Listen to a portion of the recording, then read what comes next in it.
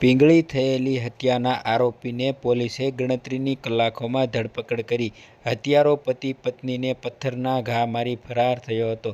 Police દ્વારા પ્રતિક્રિયા આપવામાં આવી. જુઓ. રોજ સાંજે આશરે 4 વાગ્યાની આસપાસ તાળાજા પોસ્ટે વિસ્તારના નાની માંડવાડી ગામ છે, ત્યાં એ બનાવ બન્યો છે, જ્યાં મનુભાઈ વાલાભાઈ રાઠોડની વાડી આવેલી છે.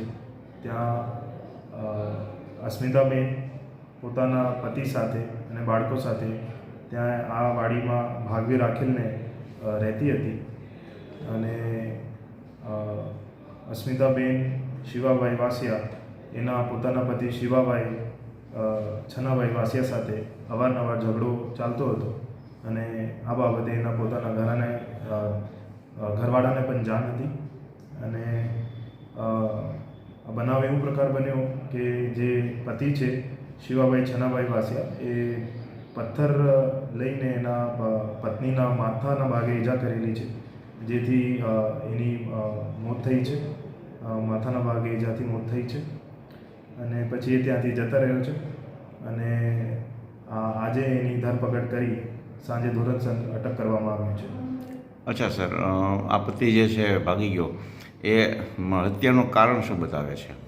હત્યાનું કારણ પતિ પત્નીના ઝઘડો છે.